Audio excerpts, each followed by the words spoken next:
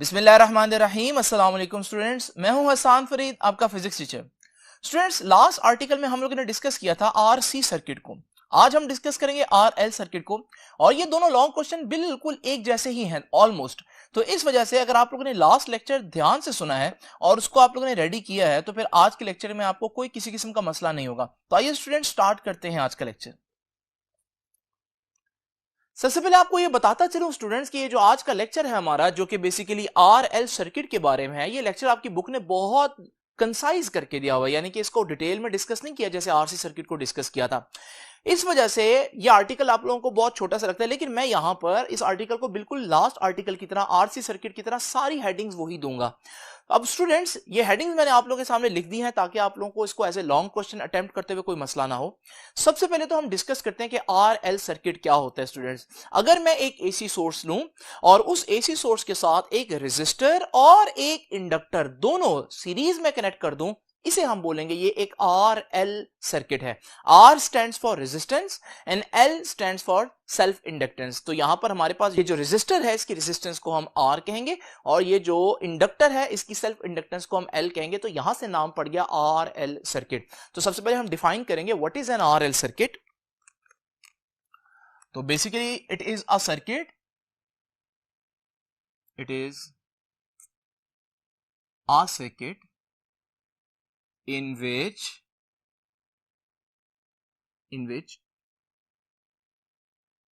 an AC source, alternating current का एक source is connected, connect करेंगे हम उसको किसके साथ? with a resistor and an inductor in series। तो हमने इस सर्किट में एक अदद रेजिस्टर और इंडक्टर को सीरीज में जोड़ना है एक एसी सोर्स के साथ। अगर ये चीज जो मैंने अभी आप लोगों को दिखाई है कि हमारे पास एसी सोर्स होगा, उसके साथ एक रेजिस्टर और एक इंडक्टर जो है वो हम इस तरह से सीरीज में जोड़ेंगे, यही आपकी आरएल डायग्राम है बेसिकली। तो सर्किट डायग्राम इसकी क्या होगी कि हमारे पास एक एसी सोर्स है और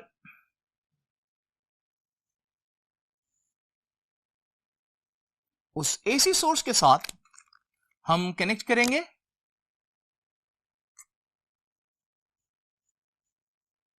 एक रेजिस्टर जिसकी रेजिस्टेंस है आर, और एक इंडक्टर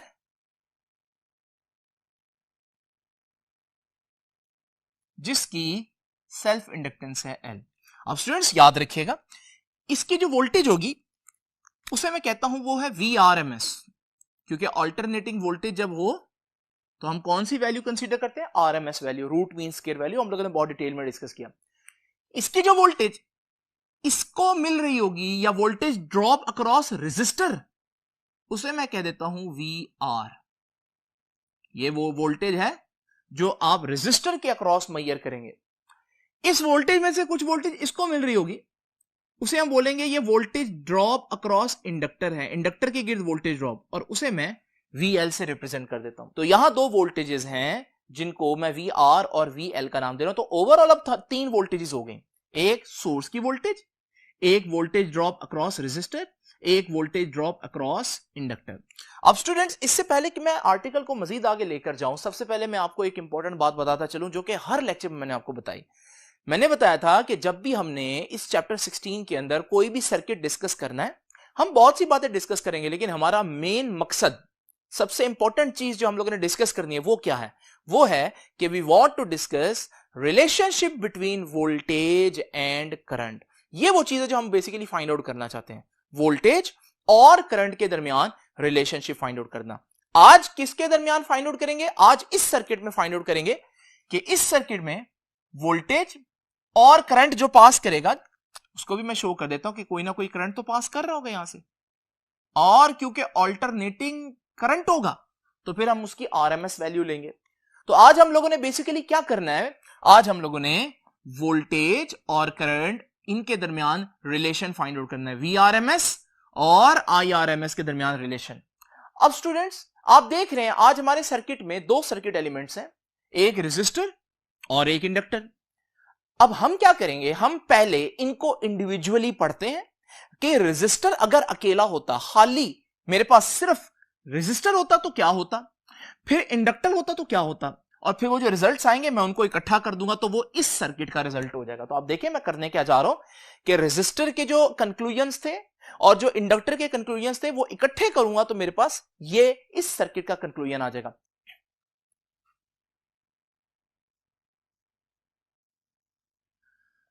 तो स्टूडेंट्स अब हम जरा देखेंगे कि अगर हमारे पास सिर्फ रेजिस्टर लगा हो तो क्या मामला होगा वोल्टेज और करंट का। इमेजिन करें कि मेरे पास एक वोल्टेज सोर्स है, इस वोल्टेज सोर्स के साथ एक रेजिस्टर कनेक्टेड है। सिर्फ ये रेजिस्टर जब कनेक्टेड होगा सिर्फ इसके साथ, इसे हम बोलते हैं ये एक प्योर रेजिस्टिव सर्किट है। इस केस में हम लोगों ने स्टूडेंट्स देखा था कि हमारे पास जो ग्राफ होगा वोल्टेज का वो एक साइन कर्व की तरह होगा और जो करंट का ग्राफ होगा वो भी साइन कर्व की तरह ही होगा। अगर आप गौर से देखें इस पॉइंट पर तो हमारे पास जो वोल्टेज है वो भी जीरो है और जो करंट है वो भी जीरो है। लेकिन अगर आप यहां से देखें आगे, वोल्टेज और करंट दोनों बढ़ रहे हैं। अगर आप इस पॉइंट पर देखें तो वोल्टेज और करंट दोनों मैक्सिमम हो गए और फिर इससे आगे देखें तो वोल्टेज और करंट दोनों कम हो रहे हैं।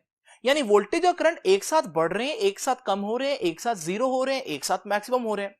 इसे हम कहते हैं कि ये एक ऐसा रिलेशन है जिसमें voltage and current are in phase, या हम ये भी कह सकते हैं कि voltage and current has 0 degree phase difference, यानी उनके दरमियान कोई फेज डिफरेंस नहीं है। पता भी चल रहा है जब एक साथ जीरो हो रहे हैं, एक साथ बढ़ रहे हैं, एक साथ मैक्सिमम हो रहे हैं तो इसका मतलब कोई डिफरेंस तो है नहीं। लेकिन इसको वेक्टर से मैं कैसे रिप्रेजेंट करूंगा, याद रखिएगा अगर मैं यहां पर आपके सामने करंट का वेक्टर हॉरिजॉन्टल ड्रॉ कर दूं तो क्योंकि मैंने देखा ग्राफ के अंदर कि वोल्टेज करंट के साथ फेज में है, या दूसरे अल्फाज में फेज डिफरेंस है ही नहीं, तो फिर मैं वोल्टेज का वेक्टर भी करंट की डायरेक्शन में ही बनाऊंगा, जो कि इस बात की निशानदेही कर रहा है कि voltage and current are in phase. यानी कि अगर आप देखें तो ये ग्राफ भी यही बता रहा है कि voltage and current are in phase, और अगर आप देखें तो ये वेक्टर की जो डायग्राम है ये भी यही बता रही है कि voltage and current are in phase. तो ये जो रिजल्ट आया हमारे पास रेजिस्टर के केस में, तो हमने देखा कि रेजिस्टर के केस में अगर आप करंट को इस डायरेक्शन में बनाते हैं तो वोल्टेज क्योंकि इन फेज होगी तो वोल्टेज भी उसी डायरेक्शन में ही उसका वेक्टर ड्रॉ करेंगे।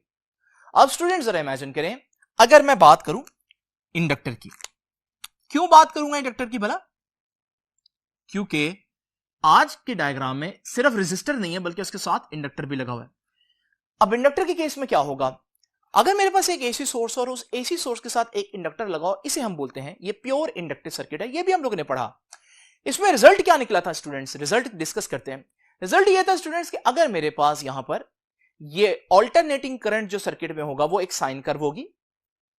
अब वोल्टेज पहले मैंने कैसे ड्रॉ किया, बिल्कुल इस तरह से ड्रॉ किया था, लेकिन इंडक्टर के केस में हमने देखा कि वोल्टेज थोड़ा सा पीछे शिफ्ट हो जाएगा उसका ग्राफ, और ये ग्राफ बनेगा हमारे पास एक प्योर इंडक्टिव सर्किट के केस में। इस ग्राफ से क्या पता चल रहा है, गौर से अगर हम देखें बिल्कुल स्टार्ट में इस पॉइंट पर आप देख रहे हैं कि हमारे पास करंट जीरो है, लेकिन आप जब करंट जीरो है देखें वोल्टेज मैक्सिमम पर पहुंची हुई है। इसका मतलब जब करंट जीरो है तब वोल्टेज मैक्सिमम हो चुकी है। इसे हम कहते हैं कि वोल्टेज आगे चल रही है। देखें ना, अगर करंट जीरो है और वोल्टेज मैक्सिमम पर पहुंच भी चुकी है तो यही कहेंगे हम कि वोल्टेज आगे चल रही है। फिजिक्स की लैंग्वेज में से हम कहते हैं कि voltage leads the current by 90 degree. अब स्टूडेंट्स इसको वेक्टर में कैसे रिप्रेजेंट करेंगे, अगर मैं यहां पर भी करंट का हॉरिजॉन्टल वेक्टर ड्रॉ कर दूं, अब वोल्टेज का वेक्टर में अगर हॉरिजॉन्टल ड्रॉ करता तो ये तो इन फेज हो जाता। अभी मैंने क्या देखा कि वोल्टेज करंट से 90 डिग्री लीड कर रहा है, तो इस सूरत में मैं जो इसका वेक्टर है वोल्टेज का उसको 90 डिग्री एंटी क्लॉकवाइज रोटेट कर दूंगा। अब ये जो डायग्राम बनी है इसका मतलब है कि voltage leads the current by 90 degree, क्योंकि उसको 90 डिग्री मैंने एंटी क्लॉकवाइज डायरेक्शन में रोटेट किया उसका वेक्टर। तो स्टूडेंट्स ये डायग्राम भी आप गौर से देख लें, ये मैं आप लोगों के सामने यहां पर बनाऊंगा। तो हमारे पास इंडक्टर के केस में अगर करंट ऐसे हो तो फिर वोल्टेज जो है इंडक्टर की वो ऐसे होगी। रेजिस्टर के केस में रेजिस्टर की वोल्टेज को मैं VR कह देता हूं और इंडक्टर के केस में इंडक्टर की वोल्टेज को मैं VL कह देता हूं। अब स्टूडेंट्स मुझे इसमें से कौन सा ग्राफ चाहिए, रेजिस्टर वाला या इंडक्टर वाला? अगर मैं अपना सर्किट देखूं तो उसमें रेजिस्टर भी लगा हुआ है, इंडक्टर भी लगा हुआ है, तो मुझे इन दोनों ग्राफ को कंबाइन करना है। अब ये कंबाइन कैसे करें? जरा देखिए स्टूडेंट्स, दोनों ग्राफ, रेजिस्टर का ग्राफ और इंडक्टर का ग्राफ, कोई चीज कॉमन नजर आ रही है आप लोगों को? बिल्कुल। क्या चीज कॉमन है स्टूडेंट्स? दोनों में करंट का वेक्टर हॉरिजॉन्टल है। तो मैं क्या करता हूं, मैं करंट का वेक्टर बजाय दो वेक्टर्स के एक ही वेक्टर ड्रॉ कर देता हूं, कंबाइन कर देता हूं इसको। जब मैंने दोनों ग्राफ कंबाइन किए तो मेरे पास ये जो नया ग्राफ आया है, ये वो ग्राफ है जो एप्लीकेबल होगा जब रेजिस्टर और इंडक्टर दोनों लगे होंगे। तो आप लोगों ने देखा मैंने यहां करंट को एक दफा ही ड्रॉ किया क्योंकि करंट दोनों में सेम था, सेम डायरेक्शन में उसका वेक्टर था। और वैसे भी स्टूडेंट्स अगर आप गौर से देखें तो ये सीरीज सर्किट है। तो सीरीज सर्किट की सबसे बड़ी निशानी क्या है? जितना करंट इसमें से पास करेगा उतना ही करंट इसमें से पास करेगा। इस वजह से भी मैंने बोला कि ये जो करंट है दोनों का सेम होगा। तो मैंने इन दोनों ग्राफ को इस तरह इकट्ठा कर दिया।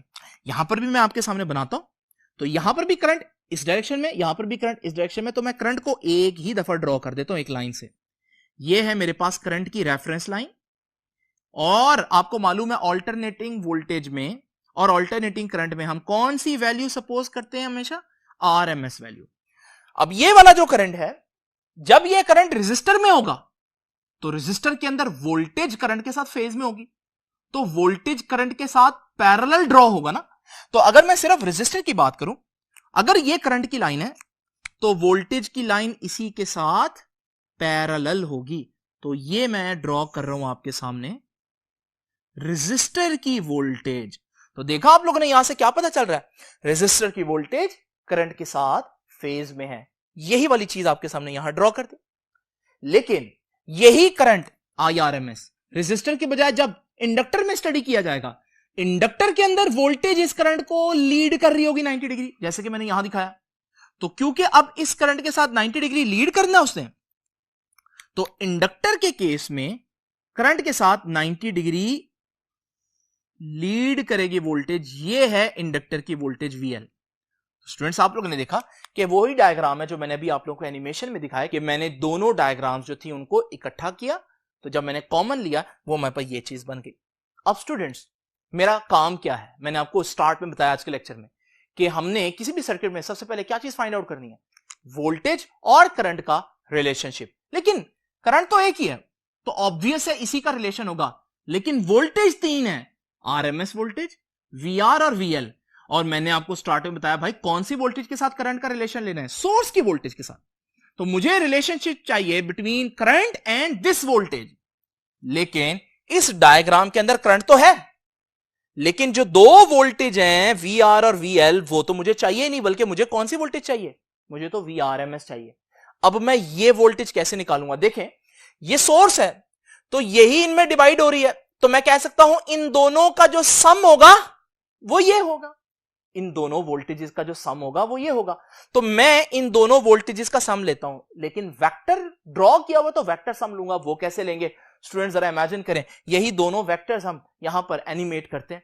अब आप गौर से देखें, अगर मैं इनका सम लेना चाहता हूं तो मुझे इनको हेड टू टेल रूल से ज्वाइन करना पड़ेगा। और जब मुझे हेड टू टेल रूल से ज्वाइन करना पड़ेगा तो उसका तरीकेकार ये है कि ये जो वी आर का हेड है इस पर वीएल की टेल आनी चाहिए। तो वीएल को मैं ड्रैग करके इसके हेड पर ले आऊंगा। अब ये जुड़ गए हेड टू टेल रूल के जरिए। जब हेड टू टेल रूल से जुड़ जाएं तो रिजल्टेंट कहां से कहां होता है? तो रिजल्टेंट होता है, याद रखिएगा, पहले की टेल से आखिरी के हेड तक। तो स्टूडेंट्स ये जो मैं रिजल्टेंट आपके सामने ड्रॉ करूंगा इसे हम बोलते हैं, ये है वीआरएमएस, इनका वेक्टर सम। तो ये आप लोग देख लीजिए, ये सारा काम जो मैंने किया यहां पर भी देख लीजिए, ये वीएल है तो मैं इसको ड्रैग करके यहां पर ले आऊंगा। ठीक है जी, ये वीएल को मैं थोड़ी देर के लिए यहां ले आया। अब ये हेड टू टेल रूल से जुड़ गए तो रिजल्टेंट कहां से कहां होगा स्टूडेंट्स? रिजल्टेंट होगा पहले की टेल से आखिरी के हेड तक। तो ये है स्टूडेंट्स हमारा रिजल्टेंट और ये है वीआरएमएस। अब स्टूडेंट्स अगर आप गौर से देखें तो हमारे पास यहां पर बहुत सी चीजें हैं, लेकिन हमारा काम क्या है? हमारा काम है रिलेशनशिप फाइंड आउट करना बिटवीन वोल्टेज एंड करंट। अगर वोल्टेज की बात करूं तो कौन सी वोल्टेज? वीआरएमएस। और करंट IRMS, इनका रिलेशनशिप चाहिए मुझे। अब स्टूडेंट्स थोड़ी देर के लिए हम बाकी जो वेक्टर्स यहां पर ड्रॉ हुए हैं इनको थोड़ी देर के लिए भूल जाते हैं। तो जब हम भूल जाएंगे तो हमारे पास बाकी ये दो वेक्टर्स रह गए। अब अगर हम देखें तो करंट के रेफरेंस लाइन के साथ जो वोल्टेज का वेक्टर है वो ऊपर वाली साइड पर आ रहा है, तो हम कहेंगे वोल्टेज लीड्स द करंट, लेकिन नॉट बाय 90 डिग्री। अब जो एंगल दरमियान में बन रहा है वो 90 से कम है। तो यह बात तो साबित हो गई कि हमारे पास इस केस में अभी भी वोल्टेज करंट को लीड कर रहा है, लेकिन अब 90 डिग्री से लीड नहीं कर रहा। तो यह हमारा कंक्लूजन होगा स्टूडेंट्स कि वोल्टेज करंट से लीड कर रहा है लेकिन नॉट बाय 90 डिग्री। पहले जब मैंने इंडक्टर की बात की थी, इंडक्टर में वोल्टेज ऊपर आ रहा था तो यहां भी लीड कर रहा था, लेकिन यहां तो 90 डिग्री से लीड कर रहा था ना, क्योंकि 90 डिग्री बन रहा है। यहां भी ऊपर आ रहा है तो लीड तो कर रहा है लेकिन 90 डिग्री से लीड नहीं कर रहा। तो कंक्लूजन क्या हुआ? कंक्लूजन हुआ स्टूडेंट्स के इन ए प्योर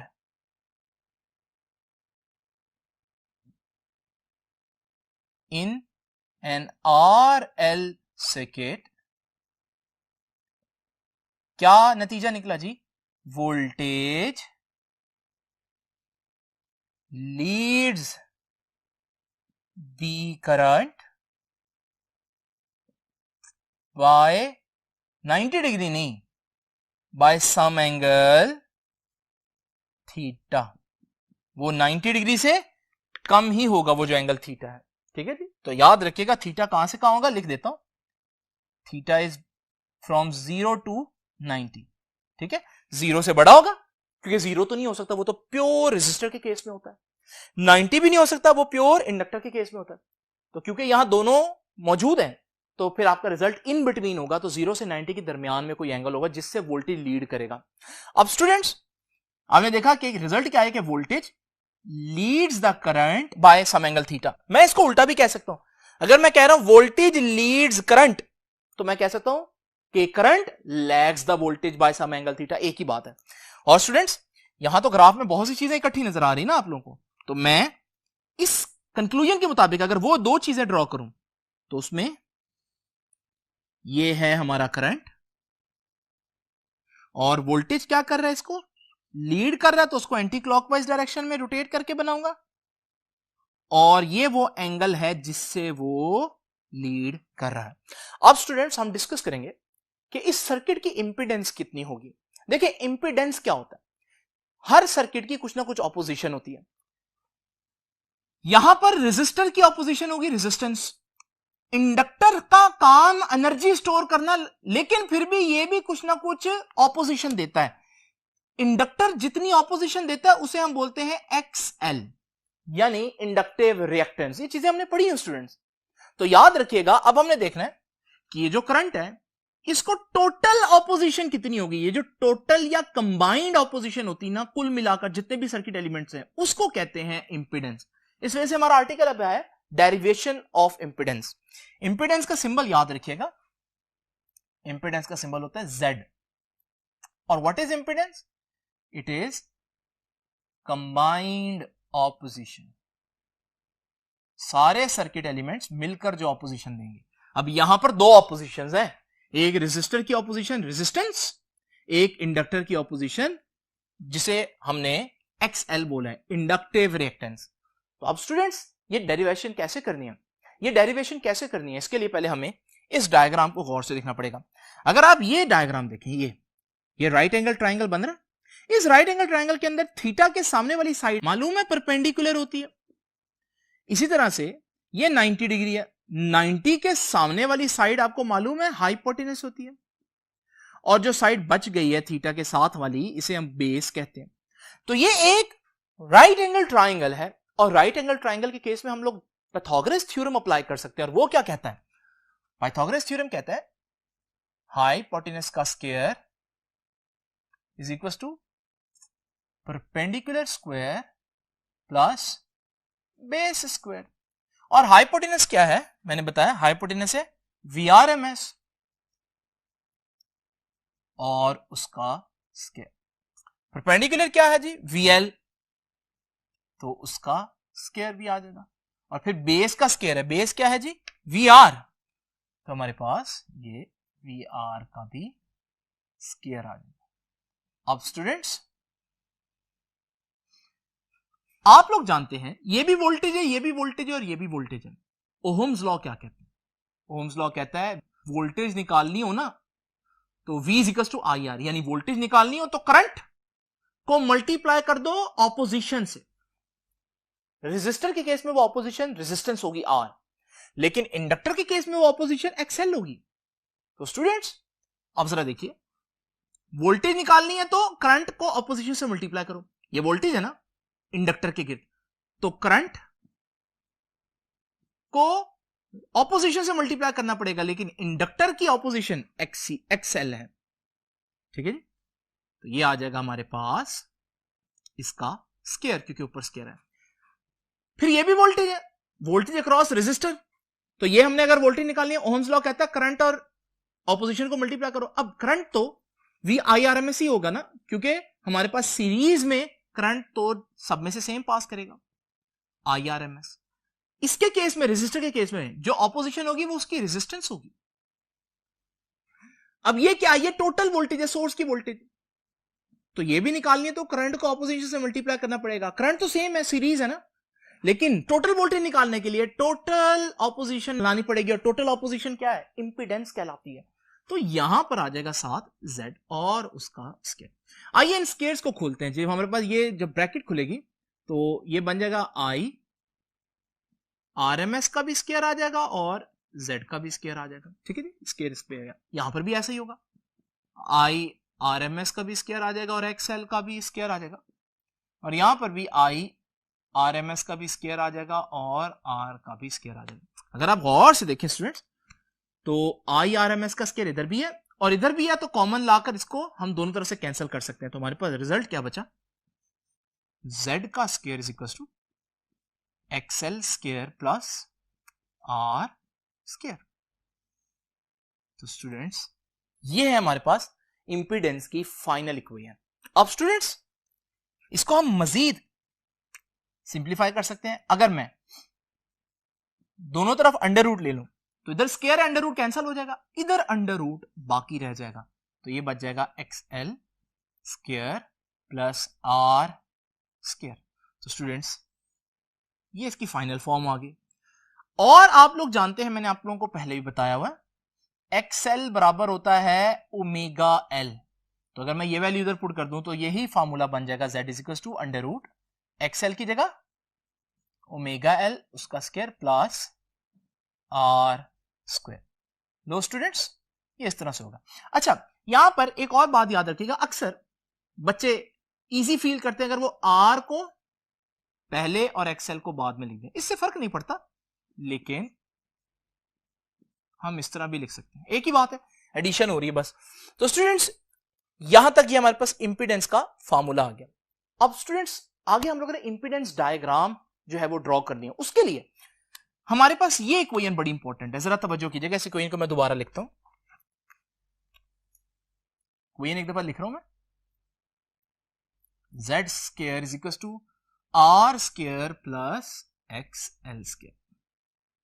अब स्टूडेंट्स जरा तवज्जो कीजिए, मैं इसको अगर देखूं तो ये पाइथागोरस इक्वेशन की तरह लग रही है, जिसमें ये हाइपोटेनस बन सकता है, ये परपेंडिकुलर बन सकता है और ये बेस बन सकती है। देखिए ना वही चीज बन रही है, हाइपोटेनस का square is equal to base square plus perpendicular square. तो मैं चाहूं तो यहां पर इस इक्वेशन को एक राइट एंगल ट्राइंगल की फॉर्म में लिख सकता हूं, जिसमें बेस कौन होगा, R। तो ये देखिए परपेंडिकुलर क्या होगा, परपेंडिकुलर होगा XL और हाइपोटेनस लॉन्गेस्ट साइड वो होगी Z। देख रहे हैं आप लोग।